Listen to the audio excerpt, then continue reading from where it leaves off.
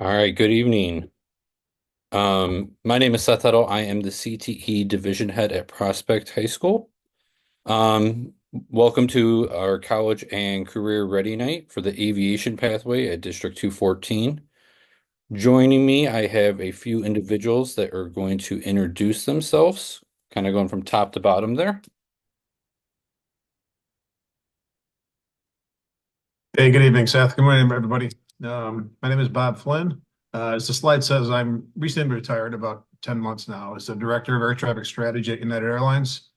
But previously to that, and more that I think may be of interest to the people on the call, I spent 31 years as an air traffic controller here in the Chicago area at multiple facilities, and I'd probably like to talk more about that than the later part of my career. We could talk about how that came to be and what you could do to prepare for it if it's something that interests you. And so I'll probably spend more time talking about that. After I retired from the FAA, I went to the MITRE company, which some people may have heard of, especially Amy may have. They do the federal government's research and development for FAA. And then after I left there, that's when I wound up at United. Somehow I was really trying to retire again, but it didn't take. So I wound up with United for 5 years working the air traffic strategy desk between the airlines and the FAA and other airlines and all the work we do collaboratively around our system. So a lot of good things to talk about if you're interested. And that's who I am. Thank you, Bob. I think I'm next on the list. I'm Amy. I went to Hersey. And when I was there, I got to meet John Hersey. So I'm actually a product of District 214. I basically live across the street from Prospect. So I've never left. And I fly for Southwest Airlines. I've been working there since the year 2007. And unlike Bob, I get to fly until I'm 65. You didn't mention that. You can nod or smile, but controllers, because of their union, actually retire around 55 from working for the federal government. And so when he was talking about having retirement jobs, he is still what a lot of us people might consider to be young at that age. So it's pretty normal to continue working after you retire. In my case, I love my job. I'd love to tell you more about it. And I'm really happy you showed up tonight. Hello, my name is Jack Hoffman. I'm an automotive and engineering teacher at Prospect High School, and I too am a product of D214. I went to Hersey as well. Uh, Probably a little bit later than you did, Amy, but I love it here. It's a great school, and we have some great pathways that I'll love to tell you about tonight. So thanks everyone for coming.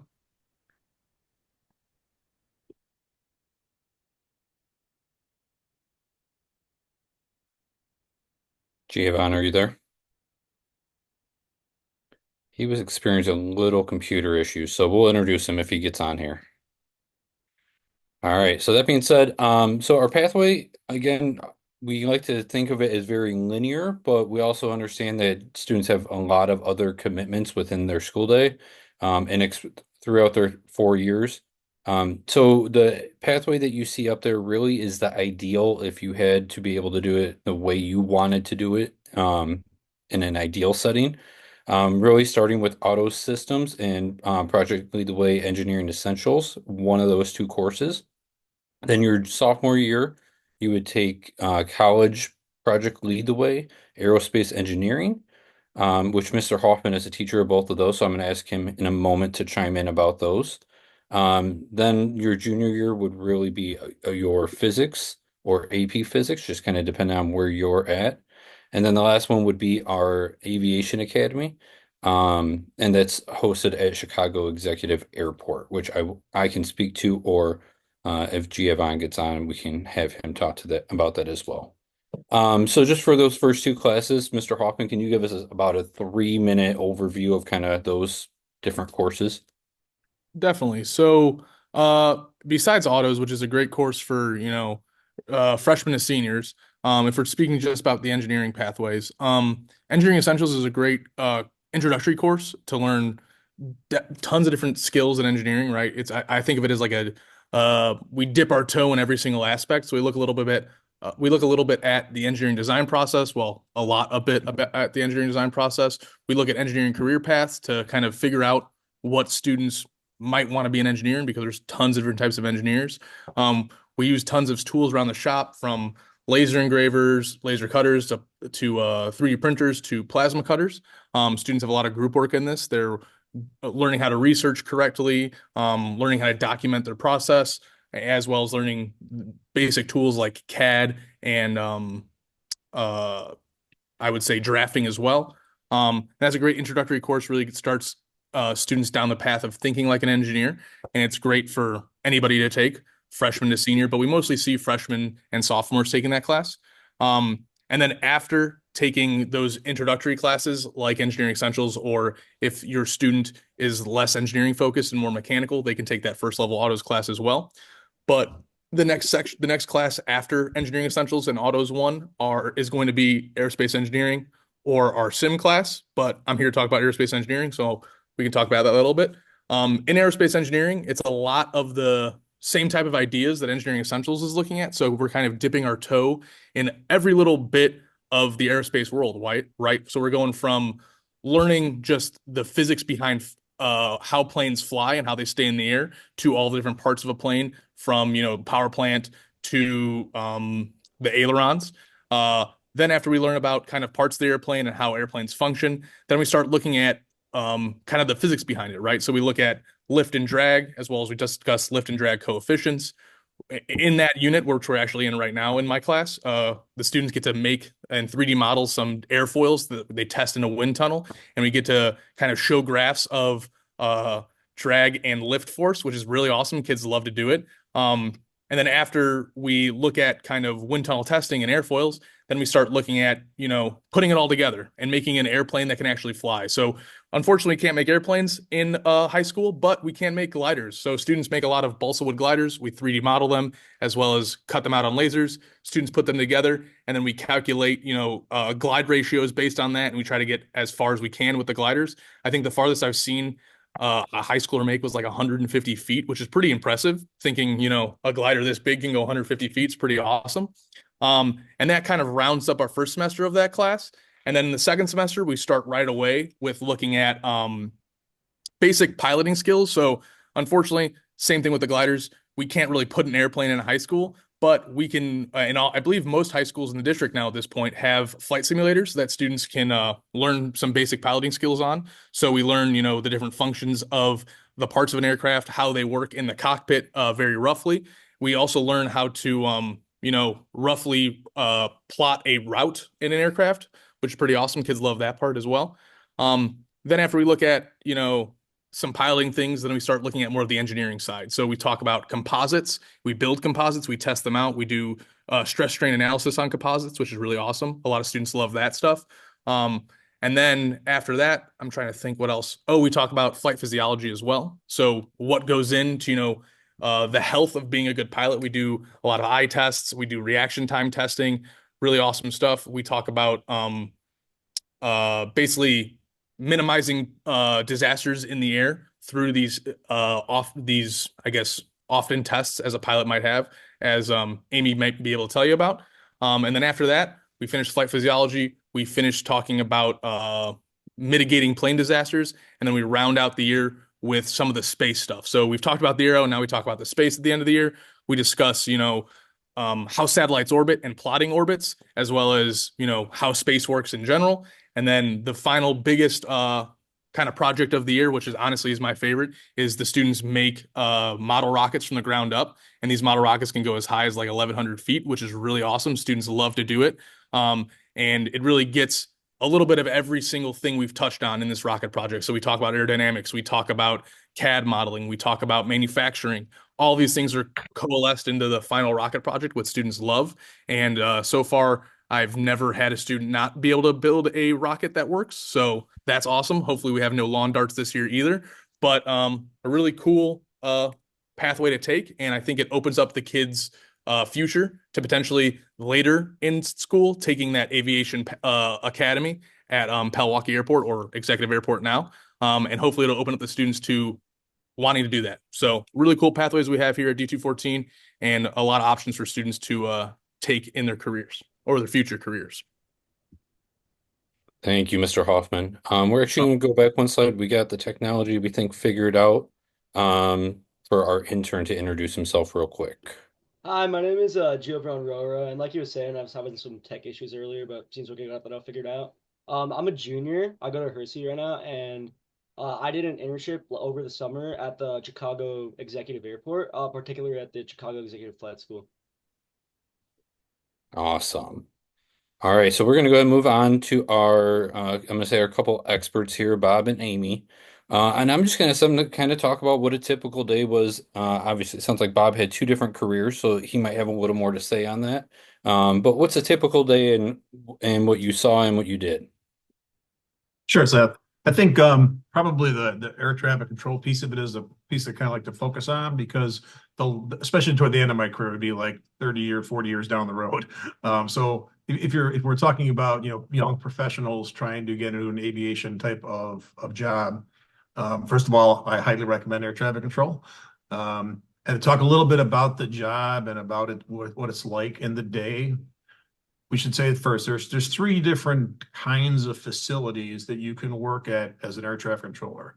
The one you see the most and the one I'll focus on today is working in an air traffic control tower, like Chicago Executive or like Midway, where I'm sure Amy's still in and out of millions of times, which actually was my first facility back in, I don't even want to tell you when that was, a really long time ago. Or O'Hare Tower, which you see the towers there. Those towers works pieces of airspace about 5 miles or so in down to the ground and about 5,000 feet and below. So that's their little area of jurisdiction. And that's what we'll talk about more in a minute. The next area that you would work in is called a TRACON. It doesn't matter what it means. It means Terminal Radar Approach Control. You'll see it. That's kind of like that dark room with people over a radar scope, working airplanes on a radar scope. That's actually located here in Elgin, about 3 miles east of my house here, and I spent many years doing that. Then the last environment to work in is called the center. There's 22 centers scattered across the United States. One is the closest one here is in Aurora, Illinois, and they work airplanes as they transition out of the TRACON up into high-level airspace and then back down into low-level airspace, where another TRACON and tower would then work them. But a day in the life of especially like of a tower, I'll pick O'Hare Tower because I worked there forever. I was the manager there at the end of my career. Great place to work. You've all seen airplanes. You live around here, you all know there's 800,000 of them coming in and out of there every year. But a day there is you spend some of your day doing different things. Some of your day you're going to be reading clearances, they're called, to pilots. Pilots need to know where they're going to go, what route they're going to take, what altitude they're going to get, what frequency they should use. That information is transferred, some electronically, some verbally, between the tower and the flight crew. And then you have the ground controllers, we call them. And usually at O'Hare, I'll pick that. There's two different kinds. There's an inbound person that gets airplanes after they've landed from the runway to whatever gate they're going to.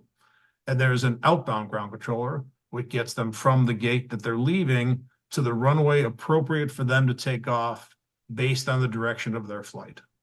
And then the last position is the tower controller, the local position.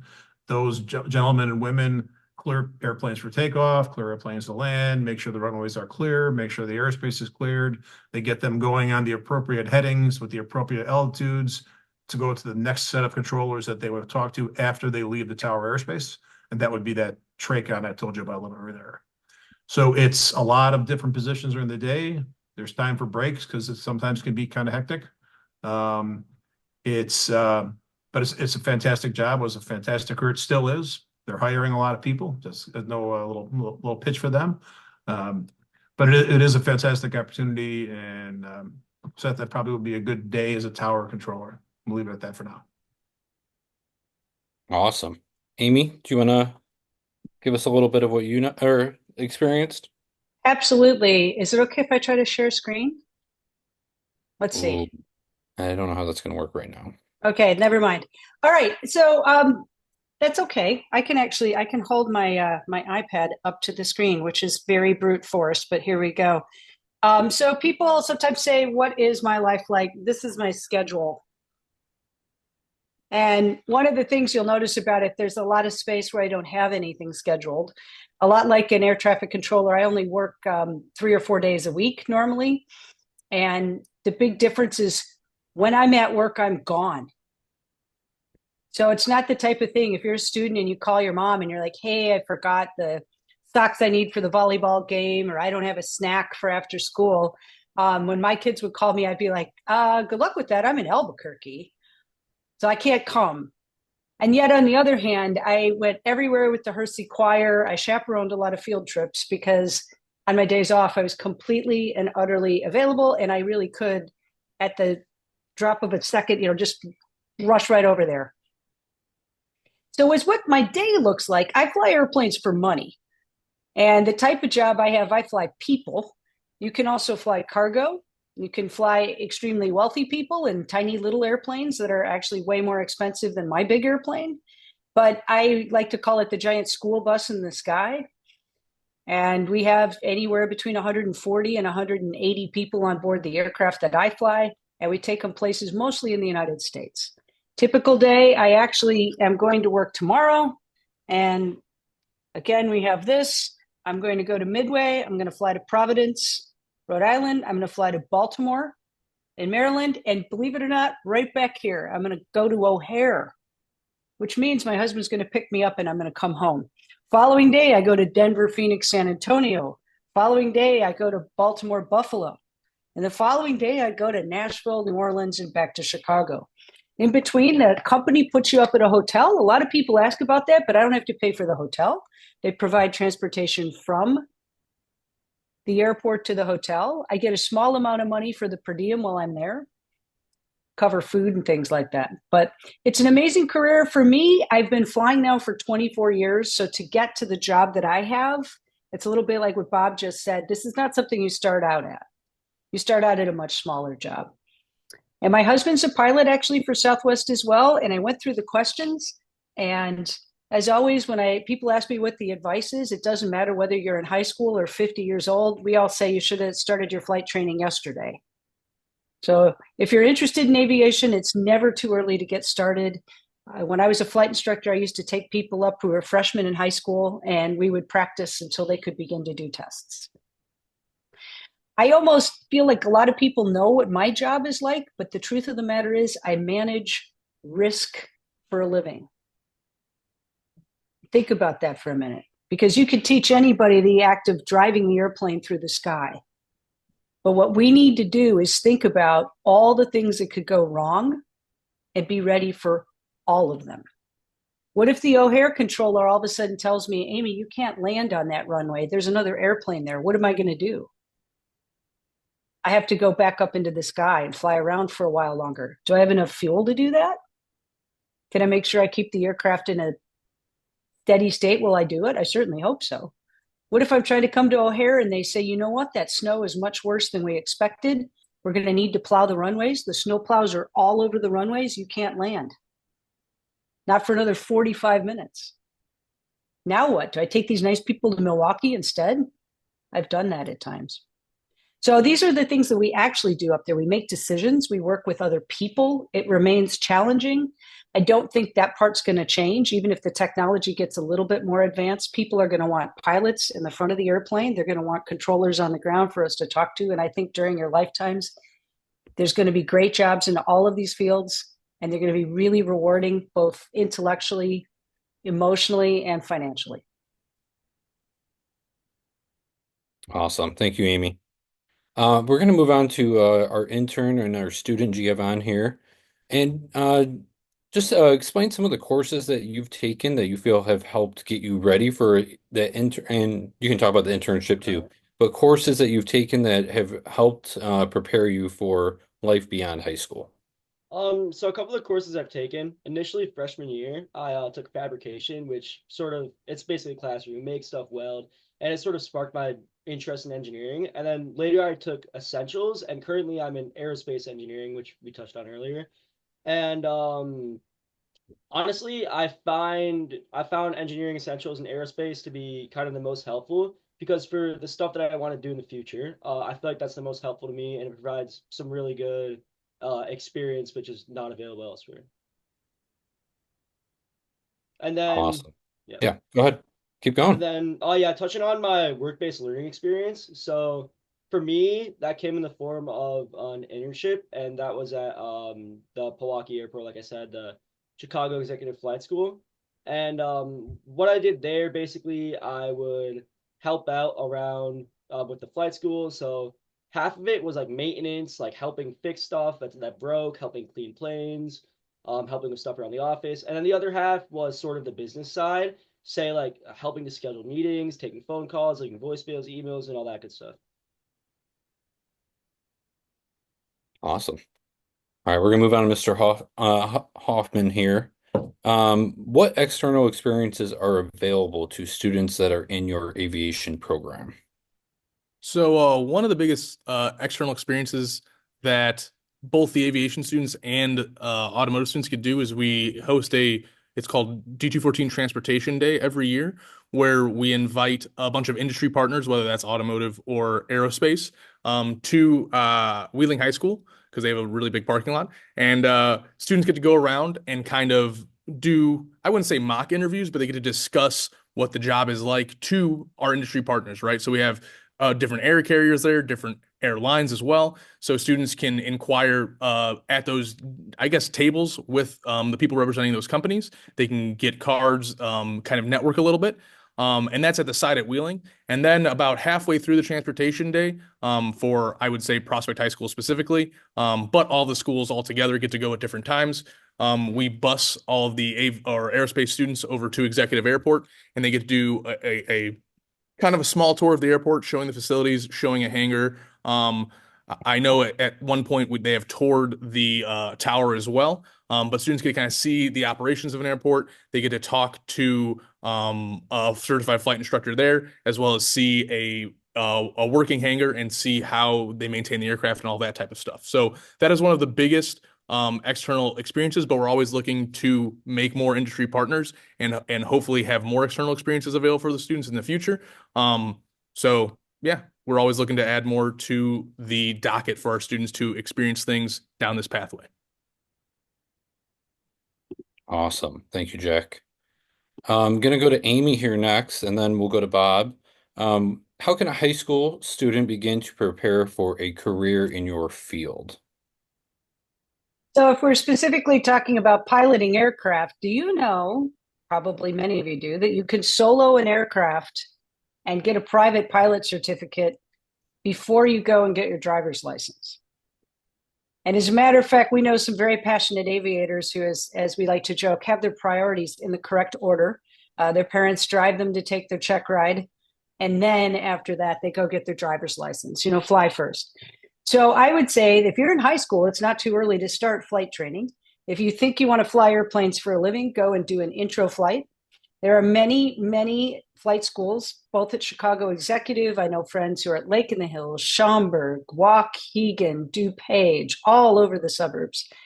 So interview some places, check it out. Most of us know right away when you fly an airplane if that's something you want to do more of, or if you say, that's nice, I've done that. Let's go back to building rockets. And that's one of the things I could tell you. The flight training part alone takes usually anywhere from 3 to 7 years, depending on how fast you are at learning and earning your ratings. And so before you start on a pathway, it's a lot like going to medical school. Before you start on a pathway, make sure you're interested in it. So if you're in high school and you think you want to fly for a living, go fly a real airplane and see how you feel about that. Sounds like solid advice. How about you, Bob? Couple things. So first of all, I was went to try the flying thing. I said, yeah, I think I'd rather work on the other end of the mic than on that end of the mic. So that's what I did. Interestingly enough, the how to get hired, especially in the FA right now, is they look for certain things. There's a test that you have to take. I forget the name. It used to be called the ATSAT test. I believe they changed the name, but you can look that up online. But the requirements are a little bit different than a lot of other things. You basically need 4 years of, they either call it a bachelor's degree, if that's your so choice, or work experience, which doesn't necessarily have to be aviation work experience, or it could be a combination thereof, which is actually how I got on. You can also look that up. There's a little bit of criteria. You got to be a U.S. citizen. You have to have that 4 years. You have to be able to really articulate the English language, because that's the language of the international aviation community, both here and everywhere else. And there's always the possibility that if you do get hired and you do go to the academy and make it, you need to be willing to relocate potentially. I was very lucky that I'm from Chicago and I was able to stay in Chicago my whole career. A lot of people didn't do that or they chose to go other places. But the big thing is to try to understand the job a little bit more, the different branches of the three things you can do within the FAA as a controller itself, because they're very different. But to learn a little bit more about it and then see if there's something. I'll tell you the downside, the biggest downside to it is shift work. As Amy alluded to before, it's crazy shifts. You work nights, you work mornings, you work midnight shifts, all in the same week. Some facilities you don't work Monday to Friday. I can tell you that, especially when you're new. Your days off might be Wednesdays and Thursdays. So it takes a little time. It's also sometimes kind of nice to have days off during the week because everything's not so crowded. But anyway, it's a different aside. But the shift work is definitely can be a challenge. You have to be willing to make those adjustments in your life. Because if it's Thanksgiving and it's your day to work an afternoon shift on Thanksgiving, you're going to work the afternoon shift on Thanksgiving. That's just your turn. When my kids, we used to celebrate Christmas Eve sometimes at 4 in the morning, or sometimes we did it 2 days before Christmas or the day after because I was scheduled to work a day and a midnight on Christmas Day that day. So you kind of have to adjust your life a little bit around that schedule. But it is super rewarding. But in terms of getting ready for it, it's just something you have to think about, understand what the job actually is, understand the benefits to it. It is a government job. You work for the Federal Aviation Administration. There's a lot of benefits. There's a lot of good things about that, including time off and sick leave and 401, all those other things like that. But there's a lot of good things about it. So it's something you need to explore a little bit on your own. But I certainly highly recommend that if you have any interest in it at all, to at least kind of poke around a little bit. That's all I have, Seth. No, awesome. Let's see. Trying to work through some small technology issues. Let's see. There we go. We got Giovanni back. So Sorry good. about that. I'm gonna come right back to him since he's here. So, how did your again, kind of going off Amy's advice of getting into it, how did your coursework or internship reaffirm or change your plans for post high school? So honestly, going into high school, I knew I was sort of interested in engineering, but I didn't really know what. And then taking the intro engineering and further the aerospace class, and especially the internship, I feel like it really helped to sort of reaffirm my plans. And I know I'm not sure exactly if I want to go into the pilot side or the maintenance side or the air traffic side, but I know that I definitely want to do something in aviation now because the experiences that I've had with both work-based and the classroom I've honestly just found really cool and intriguing. Um, and you know what they say, like if you love your job, you'll never work a day in your life. And I feel like the stuff I've seen at D214 is just really showing me that I would love this career pathway. Awesome. And just a friendly reminder to everyone, feel free to add questions if you have them to the chat. And then we can answer from there, or we can also answer those out loud. Coming back to Mr. Hoffman, what prereqs or suggested coursework do you guys have prior to doing your aerospace class?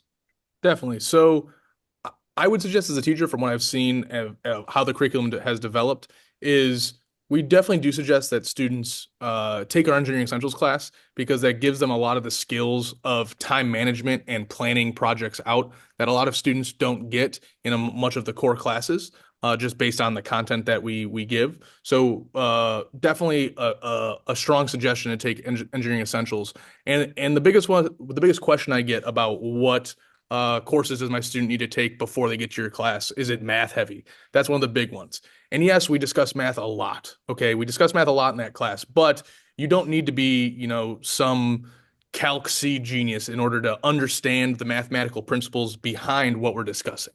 So a lot of the math we do is just plug and chug, right? We do have just calculations or algorithms we use when calculating things like drag coefficient, lift coefficient, all these different items. However, you're just plugging in numbers. So I would suggest students mainly understand or try to understand the concepts behind, basic arithmetic, meaning multiplication, division, addition, subtraction, how to use these skills like PEMDAS, all these things to succeed. Because all the stuff that we're discussing in the class is relating physics to the mathematics. You don't need to understand the baseline physical principles that are holding our universe together, but you just need to understand how the mathematics connect to each other, which we try to do in class. So you don't need to be someone who's in honors or AP calculus to understand the mathematics. You just need to be able to, ask questions where applicable and ask for a little bit of help if you need, because a lot of the equations we use are very long form, but they're not hard to understand once you have someone who understands them explain them to you. Because a lot of it is, like I said, just plug and chug and some unit conversions. But other than that, you don't need to be a math genius. So I would suggest students that are taking engineering essentials or that first level automotive class, if they have a mechanical background, they want to understand a little bit more about how airplanes work or how engines work. But other than that, I would say there's not really too many prerequisites for this class. And for the mathematics side, just being willing to ask questions where you have any confusion or anything like that, not being scared to not understand something. Being willing to mold your mind in a classroom is the biggest thing. Being able to ask questions efficiently and effectively, that's the biggest thing we ask for in aerospace engineering, at least that I've seen in the 3 years I've taught it. So. Yeah, and to kind of add on to what you said there, the math component, obviously it's not always easy, but generally if it's a topic you're interested in, you tend to enjoy it. So then you kind of push yourselves beyond your normal limits. Okay, so we got a couple questions here. One is, what is the difference between flight dispatcher and an air traffic controller? Oh, Mike, I Okay. got this for that one. one. Okay. So flight dispatchers do tend to be employed by various airlines or cargo outfits. And in conjunction with the pilots, they do plan the flight. So I could probably bring up an old dispatch release here. We have to agree on the route of the aircraft. We do check with ATC to make sure that we're using a route that's allowed. We need to know what runway we're going to land on when we get to this airplane. I mean, get to this various airport. We need to know if there's weather. We might have to go a direction that we didn't anticipate. We need to know how heavy the airplane is going to be. I personally don't deal with most of that. The dispatcher plans all that for us. Usually, dispatchers go to a place. So they might be at the United headquarters in Denver. They might be at the American headquarters in Dallas, Fort Worth. They might be at SkyWest's headquarters in St. George, Utah. And there's a ton of people who work at O'Hare. Dispatcher certificates are a lot easier to get than the pilot training that I have. So there's a shorter pathway in. It is shift work. Anytime there's an airplane up in the sky, there's a dispatcher watching it on a screen and available for us to talk to. Sometimes we use ACARS, which is like old school text messaging, or we can actually call them up on the radio and say, this is Amy and Jonathan up in the sky heading to Dallas. I don't like the way the weather looks. What are our options?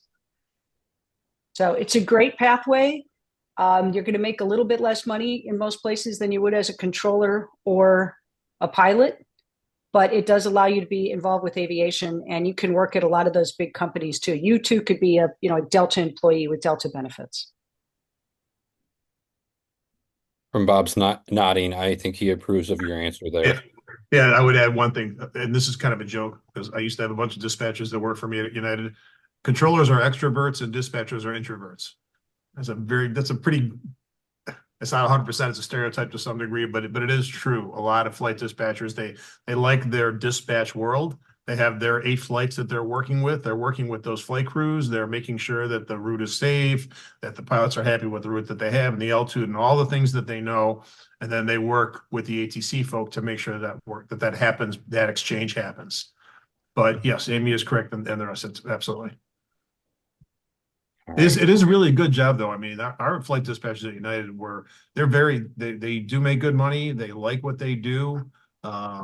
And we have a shortage of them as well. Flight dispatchers are kind of difficult to come by, like a lot of aviation jobs right now. Awesome. All right, so this is probably gonna be our last main question. You'll understand when I get there. I've heard you guys say training several times. Can you give us a little idea what is the difference in like the levels of training for these different careers? I'll start real quick. So to be a controller, first of all, you got to take the test and pass the test. Then you have to go to Oklahoma City, where the air traffic school is. When I went there, it was in 1983. It's much different than now. It's about 4 or 5 months. And it's very rigorous. At the time that I went, it was completely pass fail, and about 50% of the people failed it. If you do get through the academy, which is not that quite as intense anymore, you go to your first facility, wherever that may be. We've talked about Chicago Executive. That is actually a really good first facility. It's not too busy, but it's busy enough that it has a nice mix of airplanes. It's got some private, it's got some prop, it's got some jet, it's got some pattern work, so it's a good place to hone your craft. So you go there and learn to be an air traffic controller, meaning I'd be on the mic watching someone, and I would scrutinize everything they said and did, tell them what they did right, what they did wrong, and eventually they would learn. At some point in that career, we are comfortable saying, you know what, you can work this position by yourself now without somebody plugged in with you and telling you what to do. So then at some point you become certified within that position that you're in, and then eventually you're certified as a controller in that facility. And you work there for as long as you like. You never have to leave. I started Midway. I loved Midway, but I really wanted to go to O'Hare because that's where O'Hare, but you go to O'Hare if you want to work, and so I went to O'Hare and spent a long time there. Because that's what you want to do. It takes years, especially like if you go to the centers I talked about earlier, the 22 en route centers around the US. It's about a 3 to 4 year training cycle before you're certified to work everything that you need to work in that building. So it does take a while on the level of the facility that you go to. But when you come out of the academy fresh, you go to a small facility and you learn your trade.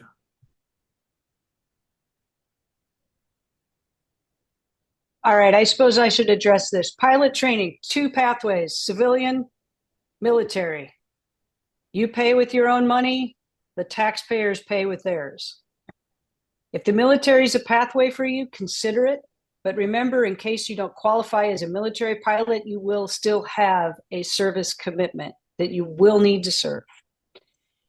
Civilian pathway, they used to require a 4-year college degree to do what I'm doing. Recently, because of the pilot shortage, the 4-year degree requirement has dropped off.